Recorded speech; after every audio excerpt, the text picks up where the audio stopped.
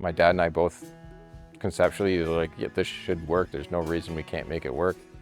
No, we've got a lot of odd-shaped fields. We currently have individual clutches. We are hydraulic drive. So we have that individual control, but as soon as you start adding all these other systems onto your planter, it can become a nuisance to do maintenance. Hello, and welcome to another edition of Seeding Equipment Decisions, part of the Crop Chats system under Field Crop News. And here we are talking to producers across the province who have bought or are contemplating buying new equipment, even some that have had equipment for a long time. How do they keep that equipment? This is a session about how do you make these decisions and think about all the pieces of the equation that you need to consider when you're looking at these expensive investments in new or new to you equipment. And today we're in Cobourg, Ontario at the farm of Mark Burnham, Burnham Farms here in Cobourg, where Mark is a seventh generation farmer here in the area, primarily grains, but I'm going to have him talk about the operation as a whole as we go forward.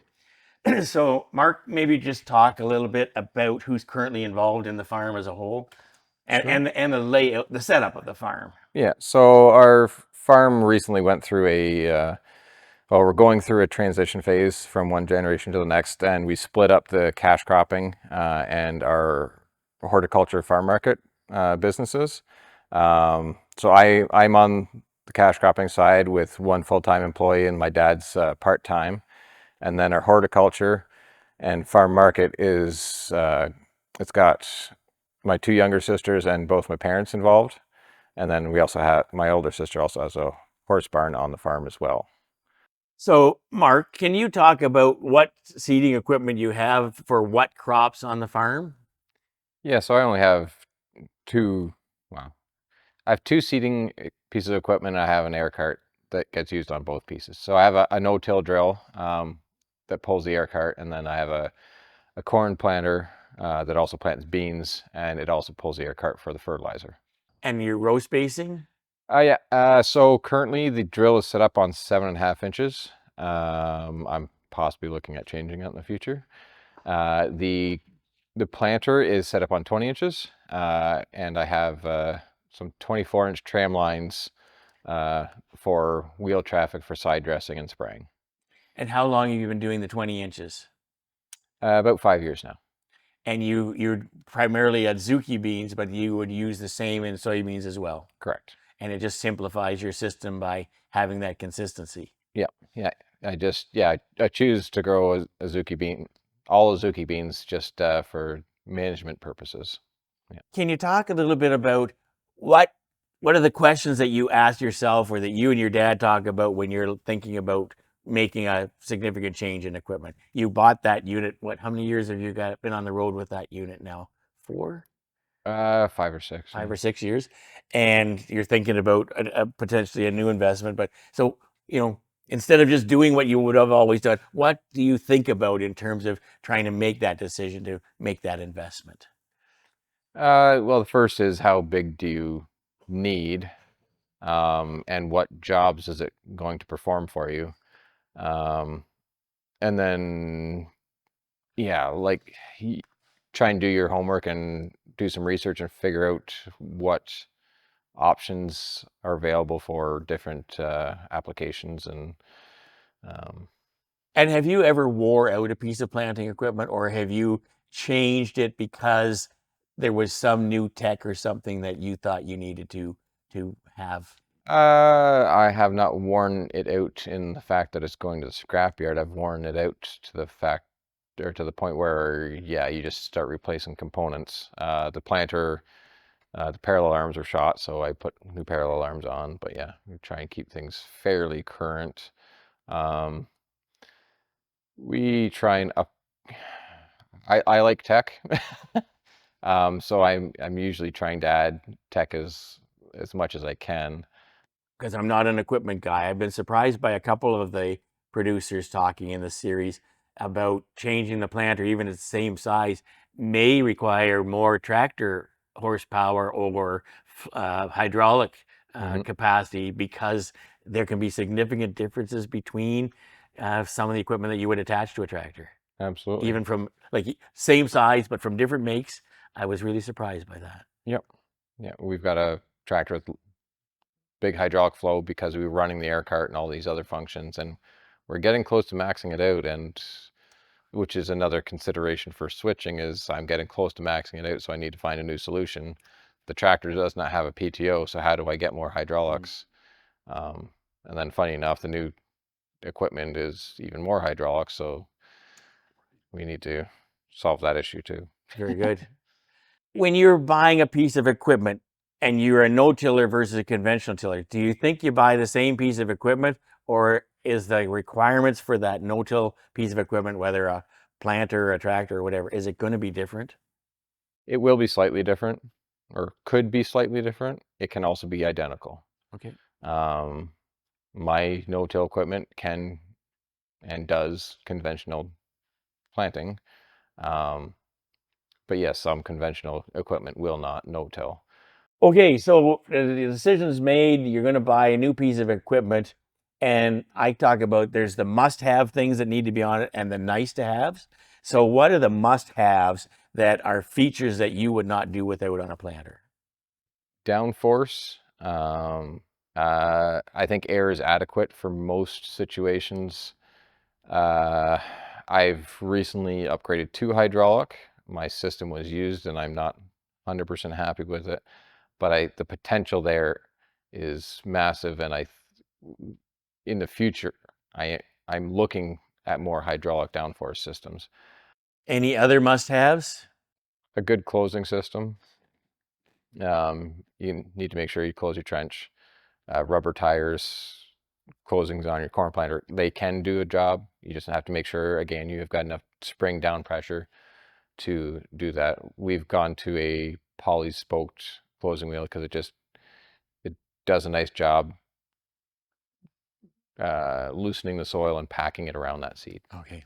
If, money wasn't limiting, you won the 649 or the Lotomax, what would be the things that would be the nice-to-haves that would make the planting job that much more enjoyable? If money was no object, I'd be buying a European styled planter Okay. with a large dry fertilizer box on it, and it's one solid unit, um, And lots of tire. and lots of tire, with all the features, all the downforce, all the gizmos like the electric drives, the fancy closing systems. I mean, So you didn't mention electric drives as a must-have. Most no, people are, just based on your field configuration. You're pretty square and stuff like that. no, we've got a lot of odd shaped fields. We currently have individual clutches. Oh, okay. We are hydraulic drive. Um, so we have that individual control, but as soon as you start adding all these other systems onto your planner, um, it can become a nuisance to do maintenance. Since I added the hydraulic downforce, if I have a clutch that goes in the middle of my toolbar, I've got to disassemble a whole pile of stuff and slide that unit all the way out. Okay.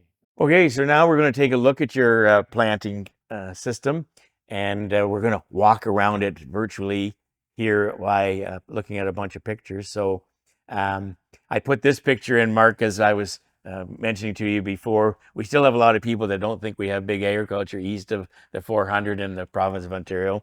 And you had mentioned the size of some of your fields, and I just wanted to give a perspective on how big they are. And your big piece of equipment doesn't look very big out in the middle of that field. So let's talk about this unit then, and we'll sort of start at the front and go towards the back. So, what horsepower do you got up front there? Too much. It's a John Deere 9630. It's about 530 horsepower. It's got 838 singles on, or sorry, duals. Um, One thing we did do to that tractor is I actually did peel a bunch of weight off of it. Um, because I was nervous about the compaction. Even though the manual's like, you can still run it at 8 psi fully ballast. I was still like, I don't want to run the weight across. Hindsight, I might have left it on because I didn't think I'd ever have traction issues when I was planning it out. Okay, so in corn and edibles, you're doing a central fill system, 20 inches, and then like how wide is that unit? And what other features does it have on it? Yep, so it's a 40-foot toolbar, so 24 rows, 20 inches. I've got two 24-inch tramlines on 120-inch centers that are in the middle of the planter, so I've got a 40-foot side dresser, so I can go back in and side dress down those rows. The sprayer goes down those rows. Um, the sprayer is 120 feet, so it matches up with the planter. The other stuff I have on that planter, I've got row cleaners, pneumatic row cleaners. In these pictures, I've still got the pneumatic airbags for downforce. I've now switched to hydraulic, which I'm still playing with, trying to figure out. I've got poly spike closing wheels and single disc fertilizer openers. And you talked about the footprint on the ground, and we kind of measured it up the one day that I was here, and that's essentially 6 feet on the ground times two. And so changing that might have some benefit to you. Yeah, considering changing up the whole planning setup to something with a smaller footprint. Why did you choose to go 20 inches? And I get it from it's one planter for beans and corn. What other reasons did you zero Yeah, in on this? there were a few reasons. That was probably the biggest reason. Is yeah, it's one planter that'll do both. Yes, I could have gone to 30s and 15s, but I just could never wrap my head around lifting up row units that you're not using and dragging that extra weight across the field. Okay. And then with 20s, you've got the 2x2 fertilizer for the corn, and then by golly, you've got the 2x2 fertilizer for your beans as well. Whereas if you went 30 15s, you're probably not going to go out and spend $1,000 or more per fertilizer opener to put 2x2 on the beans. And being an edible bean grower, and this was done at the same time we were transitioning from a small portion of edible beans to 100% edible beans. We're just like, we feel that 2x2 fertilizer was going to pay for itself in the edible beans. With your setup, with the low pressure tires and such, even though you've got all that weight, do you see, because you're going to be running over planted rows, so do you see impacts of that? If you are patient and you wait for the entire field to be absolutely ready to go, Which is tough to do. which is tough to do, and sometimes you can't do it, and sometimes you don't notice that there's a few pockets that aren't ready to go. So if you have ideal conditions, you don't visually see um, a yield drag on or a shorter stunted plant. Yep. And you have three bins in this unit. What do you put in each?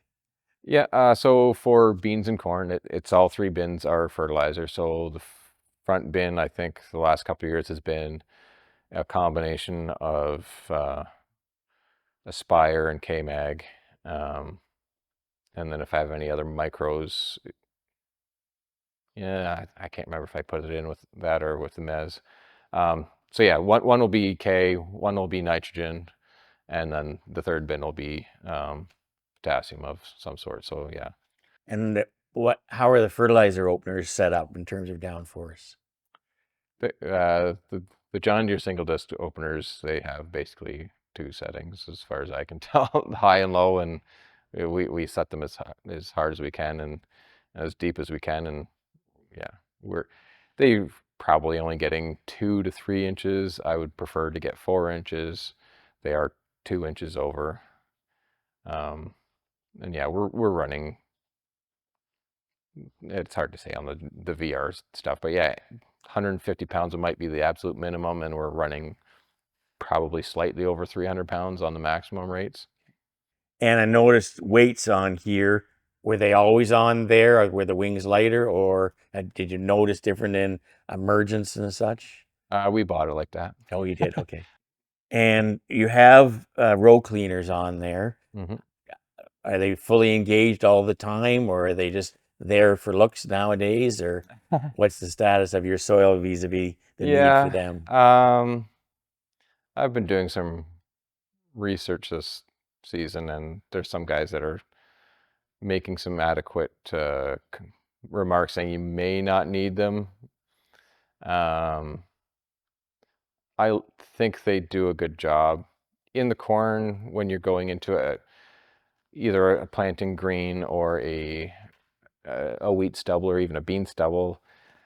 If your disc openers are sharp and you've got enough down pressure and the soil's firm enough, they might not be necessary. I still like having them there. Um, but then going into your heavy trash corn fields, planting your beans, I think that's where they really shine, Okay. especially on those edibles, which aren't that aggressive when they get going. It just gives them that extra little oomph. And are they each manually adjustable or automatically adjustable? They are pneumatically adjustable from the cab, so I manually adjust them. You can get that set up with hydraulics where they will automatically adjust, um, but that costs a lot more money. And you have seed firmers on every row, Seed firmers on every row, yeah. and you like the Keaton model versus the wheel types, or have you? Yeah, I think either one would be fine. We've had we had a Vaderstad planter prior to this where it had a wheel. Um, we were having a few issues with it, with the wheel getting sticky soil stuck to it, and then bringing it back up in between the opener blades. I think that was more a operator setup issue than an actual design issue. I think I was at that time I had manually adjusted row cleaners like pin adjust, and it was either doing nothing or almost plowing. So I kind of set it to almost plowing, and I think that was my mistake. Is yeah, I just got down to Too much loose dirt all that cold, wet, the. loose dirt, and then Okay. So we're out here, and Mark's going to go over the bean planting system that he's got. And Mark, let's just start at the front, talk about the tractor you need to pull what's behind you, and then just sort of point out the things that make that drill do what you need it to do. Yep. Yeah, so for the cover crops, I sometimes use this tractor. Most of the time, it is still the 9630. So yeah, it just has large flotation tires, just like the articulate tractor. So that's a 710/70 R38. Correct. Yeah. I think we were running 8 psi in them. And yeah, the fronts are, I think they're at 25 psi. So that's as low as we can go on them. Fully auto steer, RTK. And how does that perform on your hills? Fairly well. So we have a location on the drill to run a second beacon. So we'll do passive implement steering. So the tractor will run up the hill to try and keep the implement online. So yeah, on the drill, there's nothing overly fancy about it. We went with a narrow gauge wheel, more or less to reduce the amount of bounce on the row unit. With the wider gauge wheel, I felt like maybe you're running a little or over more trash and over more bumps. So you might get more variability in your opener. So that was an option that we did. Went to the, I don't know, whatever you want to call it, knobby closing wheel. We found the smooth ones worked fine. These ones work better. Same as your corn planter, they just kind of help break up that sidewall and just makes the soil a little looser. and close the trench a little bit easier, especially in the no-till and the plant greens and in those situations. With the John Deere drills, these springs are more than enough down pressure to get the units in the ground. The biggest thing with these units is to make sure your disc is not worn out. It still has good bevel on it, nice and sharp. And I think the new drills, you can kind of manage your downforce a little bit better than this unit. So how many acres or years are you getting out of a set of discs? We Or bolters, sorry. don't know yet. Oh, okay. I'm still on the original factory blades, but I've only owned this drill. Yeah, it'd be about 5 years now. Maybe 6 years, maybe. Like 6 years. And yeah, we'll plant 4,500 acres a year with wheat, and then 4,500 acres a year with cover crops.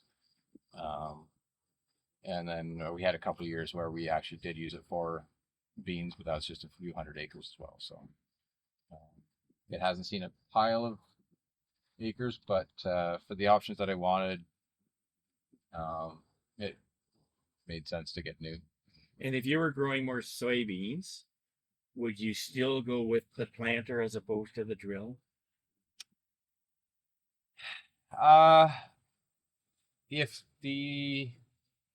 If I wasn't changing equipment, I would run the planter as much as I could. But if I didn't have the cart hooked up to the planter, so if I got a new planter that didn't have a cart, I would run the planter as much as I could. But if I had a whole bunch of corn to cover and I had a whole bunch of bean ground ready to go, I wouldn't be afraid to hook this up and plant soybeans with it. I think it does a fine job for soybeans. Some guys will run row cleaners on their, or thought about running row cleaners. We've tried out 2 rows, one on this wing, one on the other, to try and reduce some hairpinning. We have not found it to be any different at all. It's just on there because I haven't taken it off yet. The biggest benefit right now is it actually allows me to see the edge of the planter or the drill where it's gone. Sometimes it's hard to tell. That makes it a little bit more visible. Aside from, if they ever screw up, I'm just going to rip them off, but they haven't screwed up yet. So those are not necessary for no-till, and I wouldn't waste my money on it. So we have 2 sets of towers on this for when we do cover crops. This is not your factory tower. I don't have the top on it right now. We're just hooking up to the cart to put in our cover crops. The second set of towers is for fertilizer, and so it's for the back rank. And we'll put seed in the standard towers at the front rank, and we'll run fertilizer in the back rank. The cart is a double run cart, so we're able to split those applications up and still run 6 sections for each. The only drawback to having that setup is we do have to currently have to get the towers transferred from the corn planter to here. I should just buy another set. Running the lines out the wings are a bit of an issue, and then you just have to take the seed tubes from the front towers to the back towers. So it's a bit of work, but there are mechanical ways to get around that too if you wanted to. We do have blockage sensors on all the rows too, just so we know if we're going to skip. That's I think something that's fairly important to me. How is this unit compaction wise? Because I noticed that you've got lots of tires on there, but they're 31, 13.5, 15, so they're bias ply tires. They are a bias ply tire, and I even opted for only the singles on the wings, which some people kind of question me because I am a bit of a compaction and tire guy. My theory is It's not that heavy of a unit when the wings are down on the ground. I don't have seed tank on it. I don't have liquid tank on it. And 80 or more percent of the time in the field, the row units are taking a lot of the weight, if not all the weight. Like I've had times where my front casters are sitting there kind of spinning around. I do run a little bit higher downforce on the row units to make sure that they do have enough force and enough travel when you do have the little dips. Because yeah, if you don't have enough force going down, they might not cut all your residue. Yeah, they might ride up on the corn stalks or whatever else you're drilling through. Okay, and the cart. Yeah. So the cart, it's a 350 bushel cart. We've done some work to it. The most obvious is we've changed the tires. The factory tires were whatever they are, 16.5 or 16.1 16s or whatever. They had a terrible tendency to wobble down the road. They were bias ply tires. They were small. They had to run high pressures. Got a grant to buy tires, reduce the compaction. Went to a large tire. These are 545 R22.5s. Yeah, they are a great tire. They have a nice flat profile. It reduces the wobbling down the road. I don't think they've maybe wobbled once on me. I think I only run 10 psi on these, which is another big bonus is low pressures. And this tread design, I just absolutely love it. You hardly notice when they're running in the field. The other things we've done, this cart came as a double chute. It was used when I got it. We've changed all the meter housings and all the tubes to stainless. Just helps with corrosion and reduces maintenance massively. So yeah, each meter is variable rate on its own and section control on its own. It's all run off the Trimble, which is not common, but it works. Width, I guess, is an issue.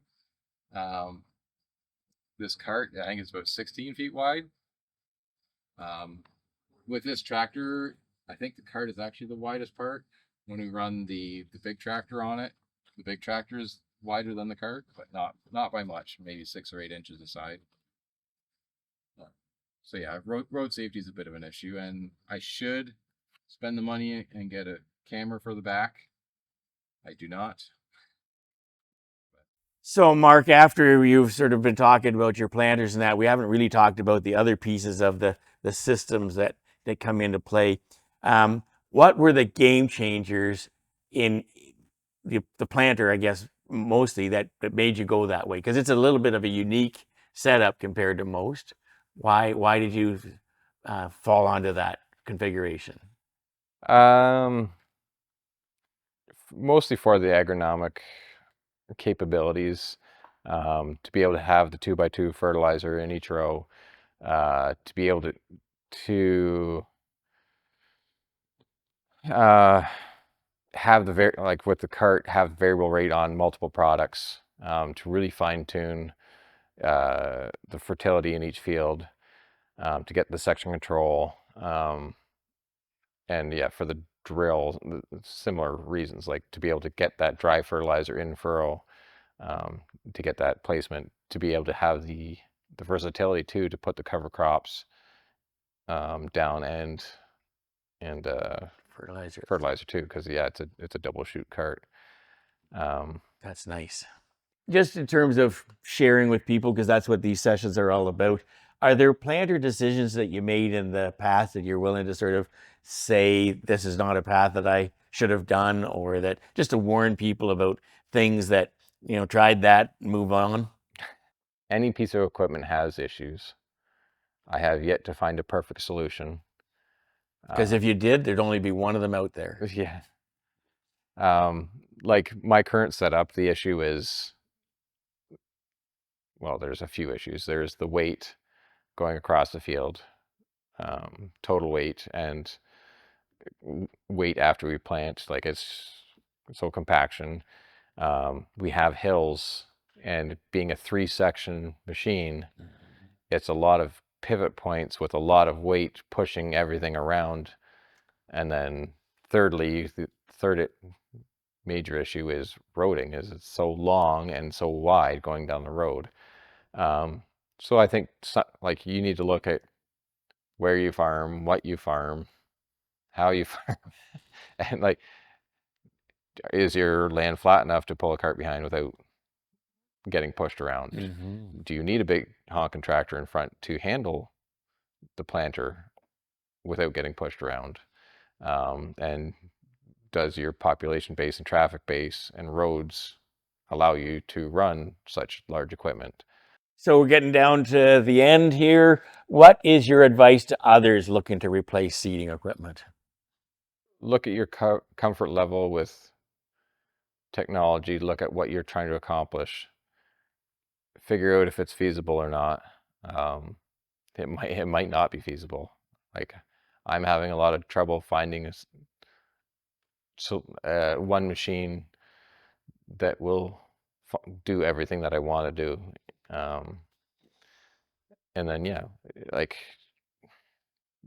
look at what your future goals are. Look at what machines you have. Do you want to go control traffic in the future? Do you want liquid fertilizer, dry fertilizer? Do you care if you have pop-up or not? Do you want the 2x2? Like, what crops are you going to grow?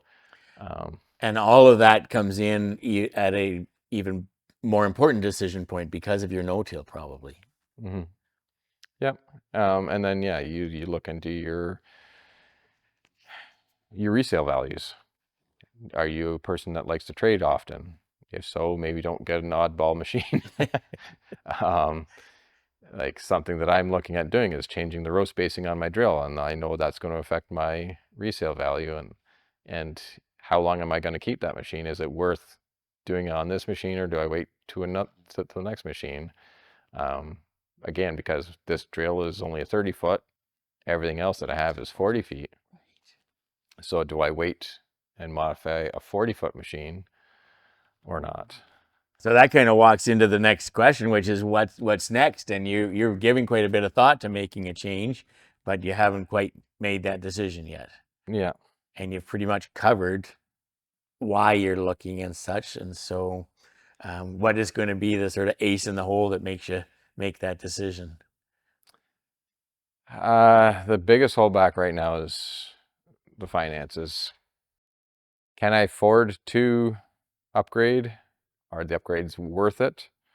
And do I really want to be burdened with that much debt?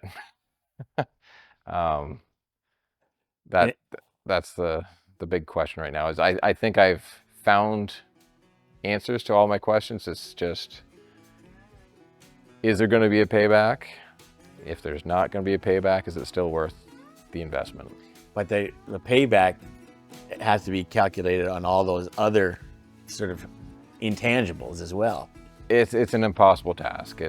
Are you comfortable with the unknown and with going into that much debt for those purposes? And it's hard to justify for the size of my operation. Well, Mark, on behalf of those that will take in this session and see how you make your decisions on planting and stuff and the equipment that you're operating, thank you very much for taking the time to share with everybody, and we appreciate that, and all the best in the next season. You're welcome.